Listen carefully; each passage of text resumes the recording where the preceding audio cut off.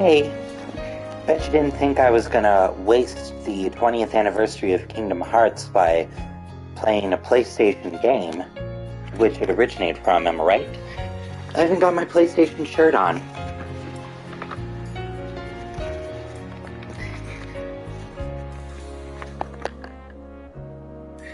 Also,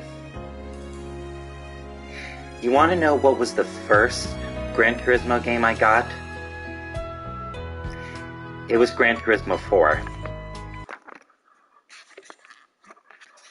Which was also for the PlayStation 2. Or someone. First I'm gonna try out some missions, then I'll be off to the races.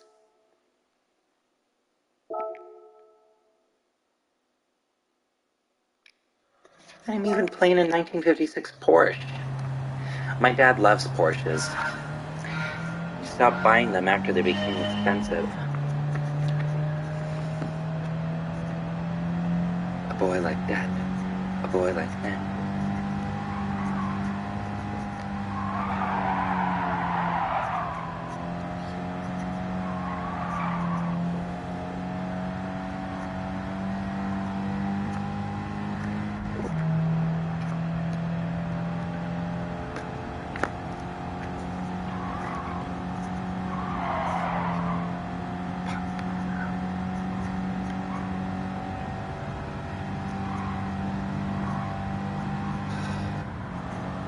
Sure hope Lego Star Wars comes out soon. I'm just so anxious to play it. Oh my fucking god!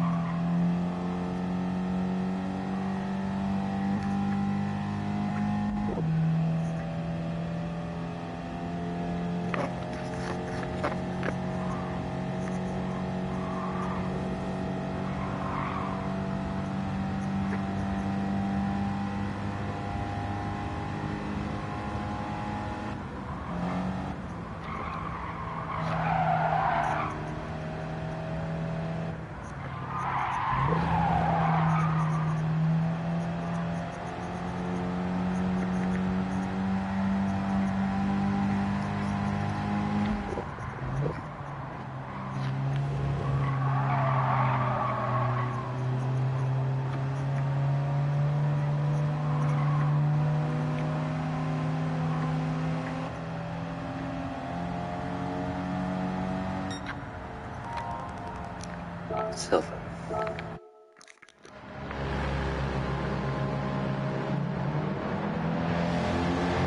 Enjoy the replay.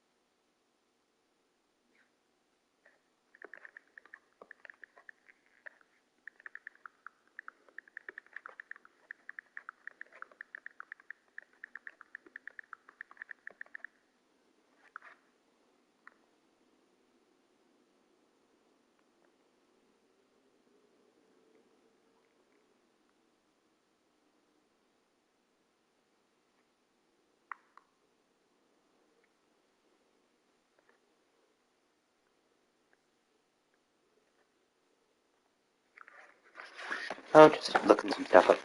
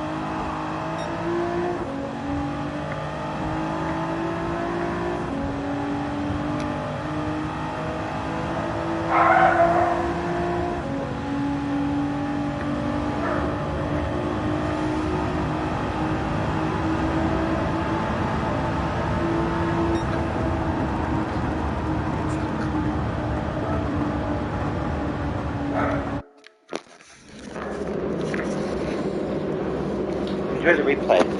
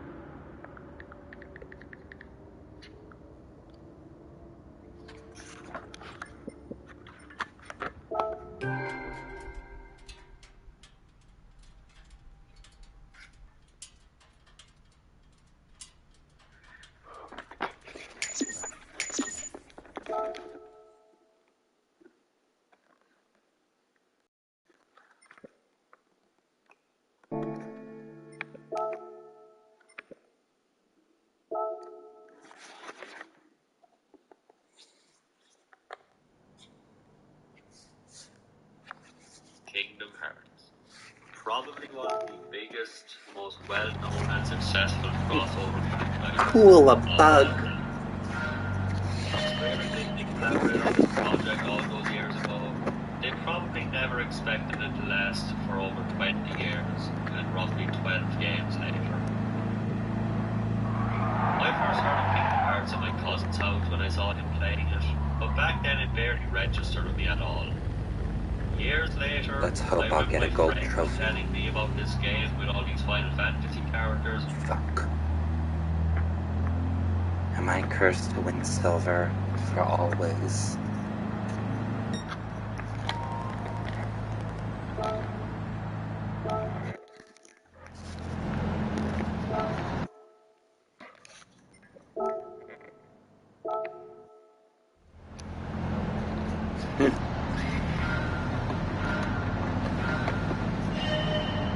Looks like a German town, I suppose.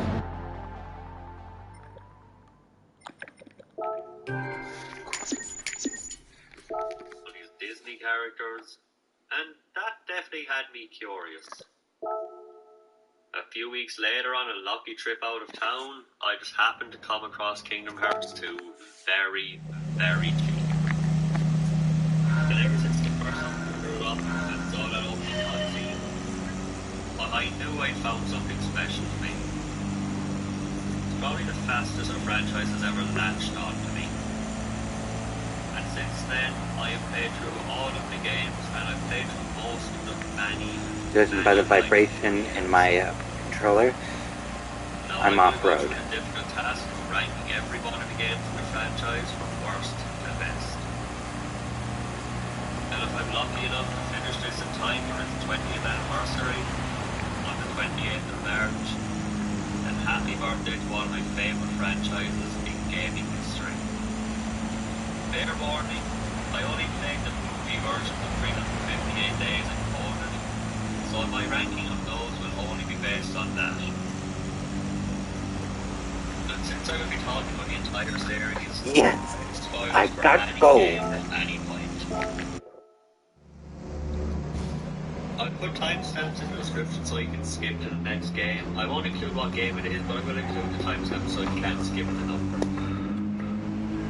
Anyway, we've 11 games to get through, so let's begin. Number 11. Kingdom Hearts Recoded. As I've already said, I only watched the updated complete version of this game, which is containing all the cutscenes and digital cutscenes. Which is not really gameplay, so good to make up for this game. But as I've seen it, it seems to be the most boring and pointless entry in all of the franchise. It's probably the only one I didn't enjoy at all. It just seems like a repeat of passwords from Kingdom Hearts 1 with the same characters. There's only roughly 2 minutes of actual relevant content in the game, which is exclusive as well to the remastered version of the game. While 358 Days surprised me by keeping me invested enough to watch the whole thing in one sitting, even though I didn't expect to, with Coded, I watched it with a friend, and I'm so thankful I did because I don't think I could have got through it by myself. Oh, a Carrera So I really 56? feel Looks no like the same one James Dean facing drove, this at the didn't he? moment. And there's even a rumour that Nomura wrote the whole screenplay for this game in one drunken night. And considering how it turned out, I really don't find it that hard to do. You can get a good laugh out of it, you know.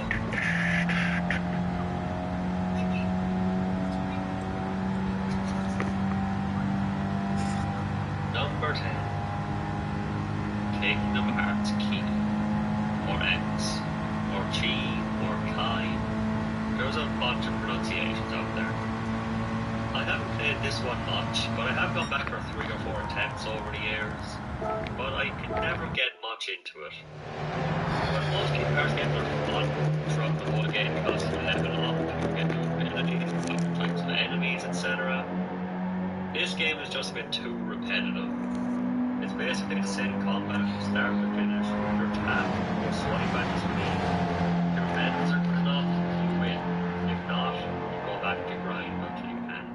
Without fun gameplay, the story would really have to make up for it. but with over 800 missions, stringing along between shows of being great, but end up just never happening or being I'll try it again. The story does sound fascinating enough when it's recapped in the show, but considering that it's all over hundreds upon hundreds of chapters and missions with little bits of dialogue sprinkled in, it just doesn't work for me.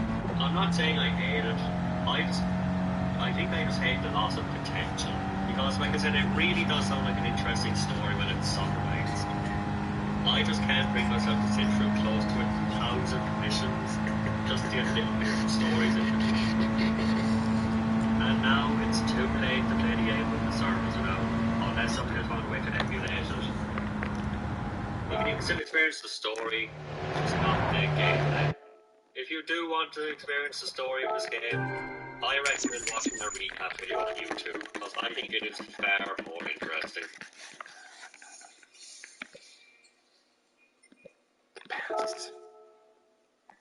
Number 9. Dream Drop Distance. Yeah, I'm afraid I'm part of the large group of people that dislike this game.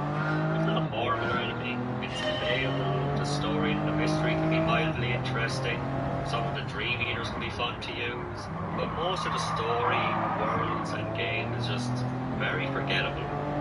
Even before this, Kingdom Hearts was well known for being considered confusing or convoluted, but this game was made to be as confusing as possible. Things like time travel, plot twists, and even endgame surprises that were unnecessary and kind of pointless. Examples? Well, the existential telling the organization where Sora was at all times, despite them never having any issues finding people before. I mean, did anyone really question how the bad guys could find us? I think most people just kind of accepted it. Then the big bear being Hamzain or whatever that means. Then Organization 13 growing hearts inside them. That has some weird implications that I assume will never be brought up again. I would call these spoilers, but I don't think they have any impact on anyone. Ever. And I doubt they ever will at this point. The game overall though is fine. No motion can be broken, but it's fun, and it's fine. Even balloon spells can kind of break the game in a lot of ways. I think it's also the beginning of Sora's changing of character for the worse. Things like trusting Neku despite his only interaction being betrayed by him.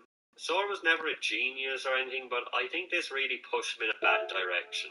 Like, if Sora's just this perfect, trusting main character who will never trust a bad guy, he'll always just know if somebody's evil. It just feels like his character changed in a really bad way. Well, that's enough of Dream Drop Distance, I should probably move on. Overall, not an awful game, just the last one I would ever want to play again. Number 8. Kingdom Hearts Birth by Sleep 0.2 A Fragmentary Passage. I'll keep this one short, fitting for a shorter entry in the series. This is basically the Metal Gear Solid Ground Zeroes of Kingdom Hearts. You basically play through what is the length of one world from Kingdom Hearts 3, and the gameplay is similar but not quite as flashy or fleshed out, so it's basically just a teaser game. You do missions, you can do dress-up stuff, but there's really not much to say. You play as Aqua in the Realm of Darkness, fighting with some heartless until the end. Along the way you see visions or apparitions of some of her friends, who will show up in the new fancy graphics to show off the new engine, and shows off some of the new features that would go on to exist in Kingdom Hearts 3, like the Demon Tower or spells leveling up to do one flashy finishing spell of the same element. Like I said, really not much to say. It's just a teaser game to give you a little taste before Kingdom Hearts 3 finally released.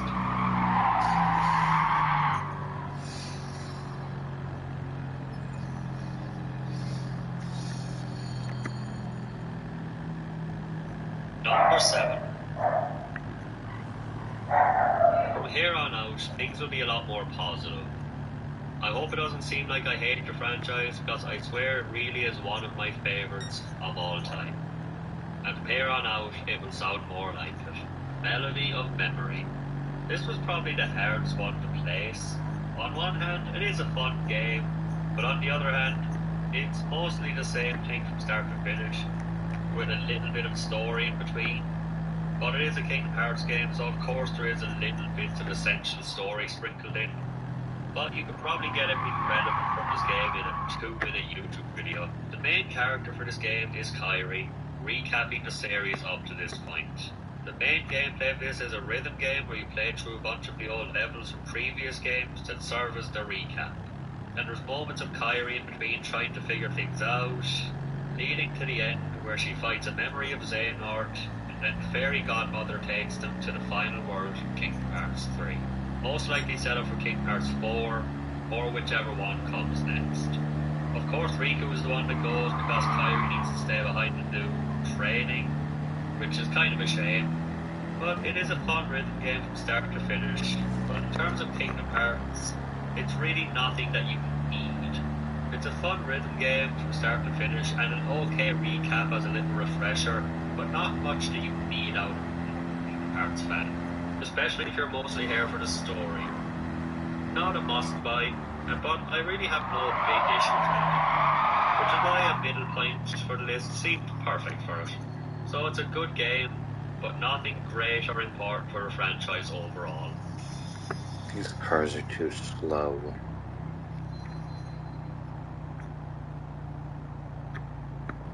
Number 6. 358 Days Over 2. Probably the title that looks the weirdest to anyone outside of the franchise, and I'm still not 100% sure if I'm pronouncing it right, even though I've heard it many times. I feel like I should make it clear once again, I only saw the movie version of this on the PS3 remaster, so it's similar but opposite to Coded, where the gameplay could change my feelings if it turns out to be absolutely horrible. I mean, I doubt it'd be too bad, but who knows. When I first sat down to watch this, it was a pretty daunting thought. 3 hours can be a lot at the best of times, and I fully intended to watch this in 3 or 4 shorter sessions. However, I got so into this game and the story and the characters that I ended up watching it all in one sitting. Unlike Code, where I watched it in one sitting with a friend and regretted it ever since. 358 Days tells the story of Roxas and Axel, from Roxas' birth until the beginning of Kingdom Hearts 2, basically. A lot of the game is Axel and Roxas chilling between missions and building a bond between them and their other friend, Shion, as well as interacting with friends and enemies of the rest of Organization 13. There's also the events of chain of memories going on the side, showing the effects and the reactions from inside of Organization 13. The big mystery of this game is learning more about Shion and how that can lead to rifts between Axel and Roxas. I don't really want to spoil too much, especially in games I like, and considering that a lot of people watch this as a movie. I definitely plan to play the game at some point. I have it around somewhere, but as of right now, the movie version alone is placed here.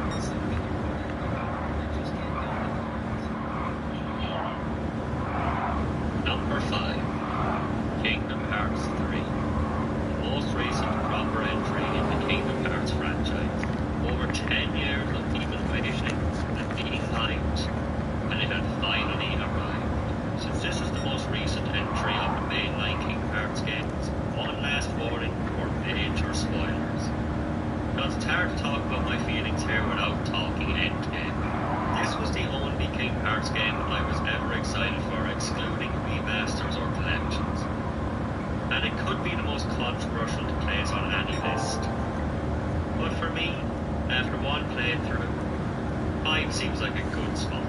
It's higher than most of the spin-off, side games, or whatever you like to call them. It's possible that a lot of it is nostalgia-based, or that certain things just take long to have an effect. But right now, this seems like a good spot. Kingdom Hearts 3 had so much to live up to.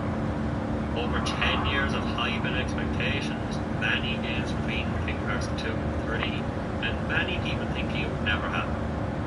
When the first trailer showed up at E3 of 2013, the fans went wild. I still remember it very well. I watched it so many times, and I still feel chills thinking about how exciting and amazing that reveal was. Then, in January of 2019, after a short delay, it had finally arrived. Unfortunately, the trailers, everything that had happened before it came out, every world, every character, all reveals, even the very last hours of the game were shown on. But it was still a really good experience. First off, this game is beautiful. Even compared to Zero, it looks significantly better, and of course the variety of worlds and environments doesn't hurt with that. There are so many times in this game I wanted to pause just to just how overwhelmed I was and how amazing everything looked. But unfortunately there's a little pause button covering all the great features. The combat goes well and feels great for most of it, even if the game was a bit too easy when I played through on normal. The new Keyblade transformations were all very fun and exciting to test out, and the new additions such as attractions were definitely an absolute class team, except the VR Blaster. That thing was pretty weak. Mostly because it was the only one you could just end whenever you wanted. The worlds were bigger and more beautiful than ever. More characters could join your party to avoid having to decide between characters based on being thematic to the world or having your familiar party. All the favourite characters in the series were back. Everything was amped up to 11, as they say. So with all this praise and high words, why only number 5? Well, for one, the story.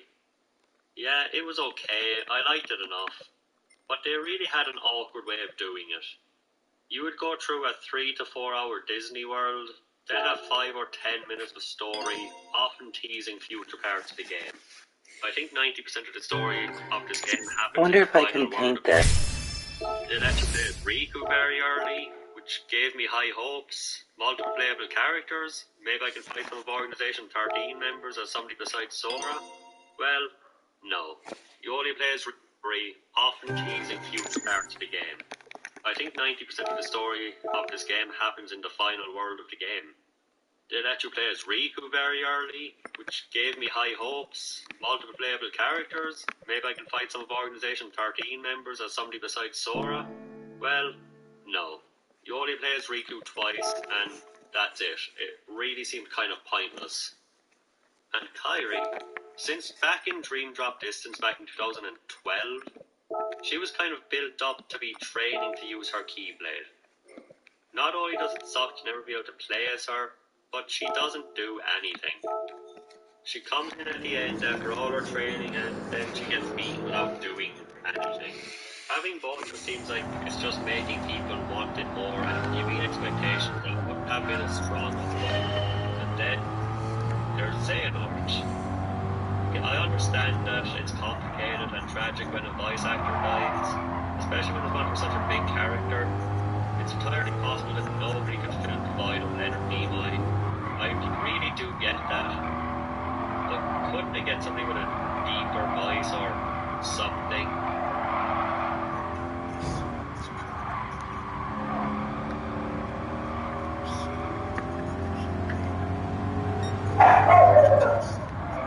Then of course it turns out he's not so bad after all. He had good intentions and could be forgiven. He just wanted to create a brighter, better world. They couldn't just leave him be a cool bad guy. Then even Naminé, she was on the front of the box and only appeared for like 5 minutes at the end, which was kind of personal to me because she is one of my favourite characters, and every time she was mentioned I was excited to see her again. And Maleficent and Pete, for example, just kind of showing up as set up for Kingdom Hearts 4 a few times and just left. Just like pretty much every game after the first one that she was in, she has always been useless since then. And the super boss at the end, and I use that term very loosely, he was nothing compared to other games. It was one relatively strong, okay boss fight.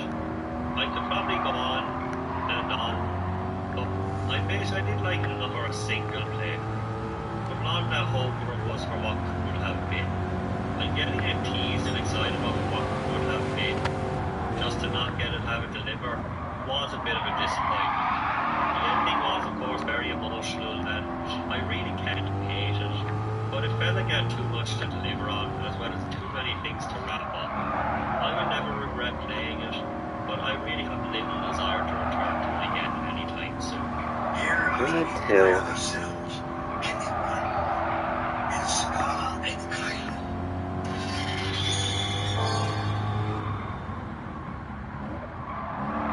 Number 4. Chain of Memories. This is one that changed placement for me very recently. It used to be a bit higher on the list, but with not much left, it's probably easy to figure out what kind of games changed on that. This is the first in the franchise to kind of get weird, I think. I first picked this on the Game Boy Advance around the same time as the original 2. I got very close to the end, but one thing very similar to the PS2 version of this game is the difficulty. This game can get really tough. Years later, when it was on the PS3, it was still very hard to get into, mainly because I would take some breaks in between and kind of forget how to play with the new card battle system. But eventually, I finally got through. This game takes place right after the original, with Sora, Donald, and Goofy looking for Riku and King Mickey. They end up in Castle Oblivion, and they begin losing their memories, and that gives them an excuse to revisit the world of Kingdom Hearts 1. It sounds very cynical when I say it like that, especially for my 4th favourite entry in the franchise, but it's everything in between that I truly love about this game. Well, between worlds, you first meet some members of Organization 13, who are using Nominate to replace and mess with Sora's memories. Battle system can be hard to get a hold of. Every attack, healing, and special moves are all done by cards that you have to collect throughout the game. I think collecting and getting better decks makes the battle system surprisingly fun. The bosses can be repetitive, but they really are extremely satisfying to beat. And the final boss of Sora against Marluxia is one of the most amazing and memorable boss battles I've ever experienced. Possibly one of my top 5 in all my years of gaming. And after Sora's story, you get an additional story playing as Riku too, giving a little insight to his journey between the first and the second one. But in a lot of ways it really is a smaller entry, and it's hard to say too much about it because it really is just the same system from start to finish. You find a new world, you go through it, then you have story in between about the castle. But I really do think this is one of the best. And out of the quote-unquote side games, it's definitely one of the best for me.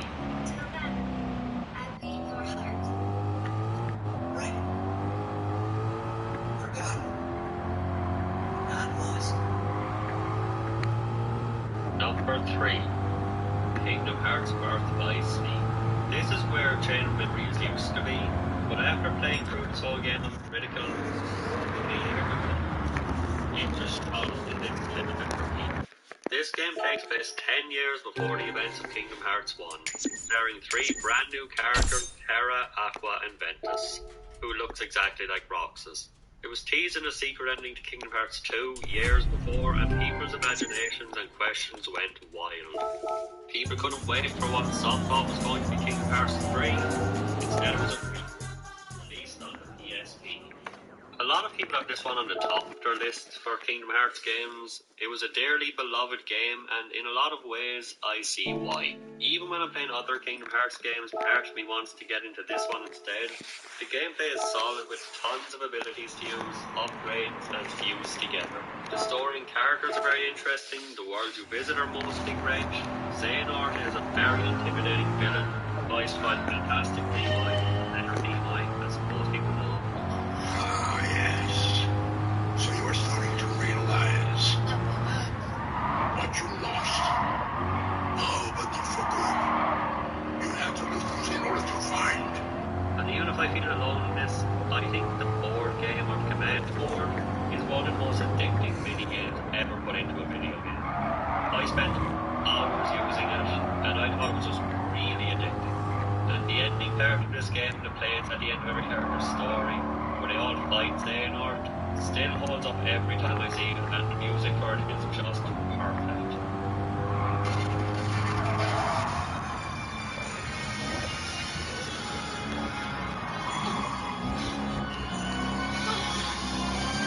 If I was going to pick some downsides, they really don't do as much with the fact that it's a prequel as they could. Some character motivation seem to be unsure or confused or make no sense. The gameplay can feel cheap at times, and the character relationships can be a bit rushed. There was also the beginning of Final Fantasy characters being removed from the series, except for Zack in one world. And I think the secret optional bosses in this can be some of the best in any game ever. It can really depend on the character you're using because they have different styles of dodging. And some of these secret fights were enough to push the game up a spot on the list for me. Playing through this game on critical and doing everything in this game on critical, I think that's what really made me. Sorry, my back hurts. Overall, this is a really great game, and there's a reason I consider it hard. I've played through it all the way twice now, and I know that I'm going to get more of it in the future, and I can't wait to go through it on critical all the way through it. Because even if there are optimal ways to better your abilities and which ones you can use, I never look into it. I just go with it and let it go where it goes, and that's how I manage it.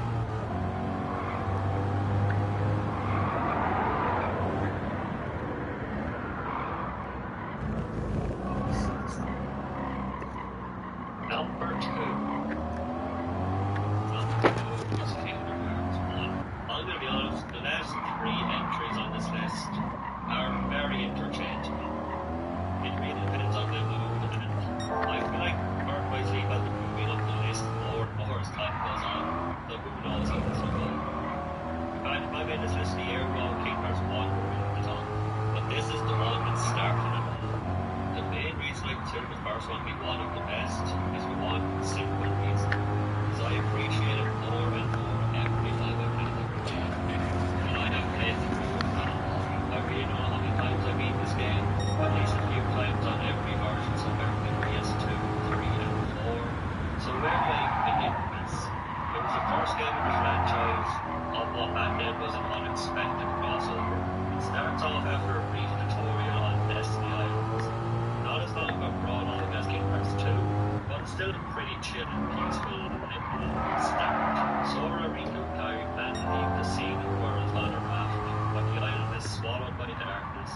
Riku gets corrupted, Kairi is missing, and it's up to Sora to bring his friends, his island, and the world back to normal. Then he meets up with Don the movie, and together they set off so they can find King Mickey and Sora's friends. Bumping head with some Disney villains and the new antagonistic Riku, they eventually bring some peace back, defeat the bad guy, and save Kairi in one of the most beautiful, tragic, and bittersweet endings I've ever seen.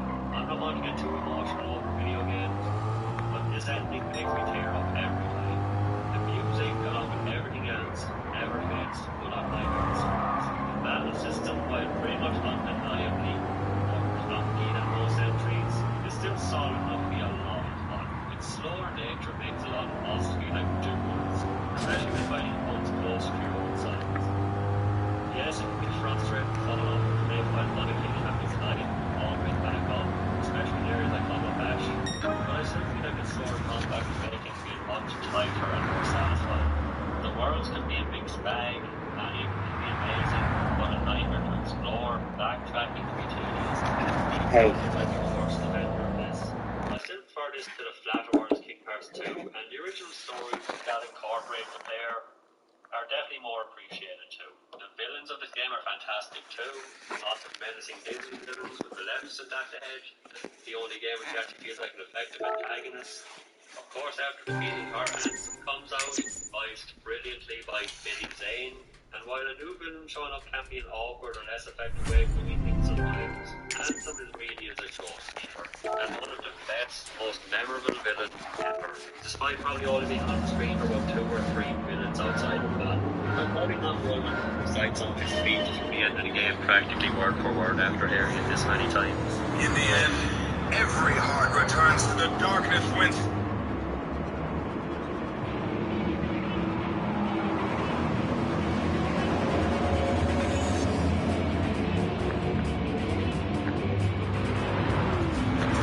I've also forgotten to mention that it's a nice cloudy day, and a nice cold day to be indoors.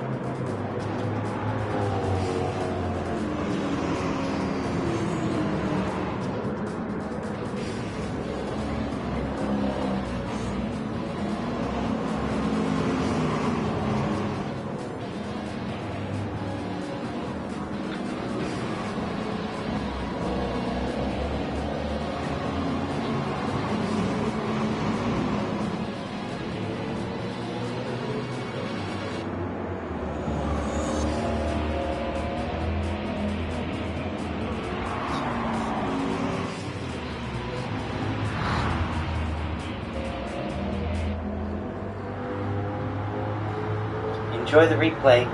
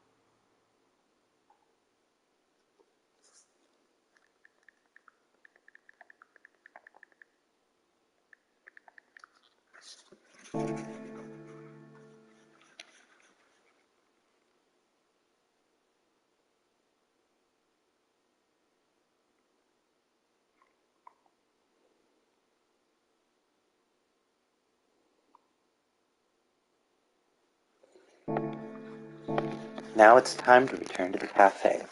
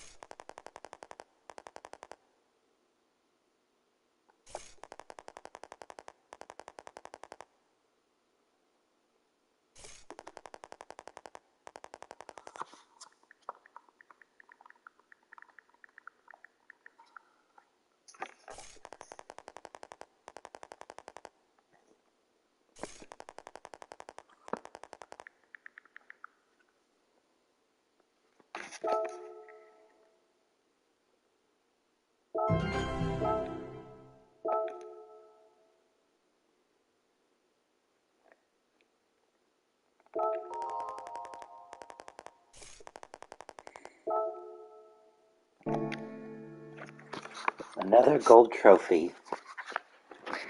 Well, in case you're watching, be sure to hit the subscribe button. This is where I stop. Bye. Happy 20 years of Kingdom Hearts.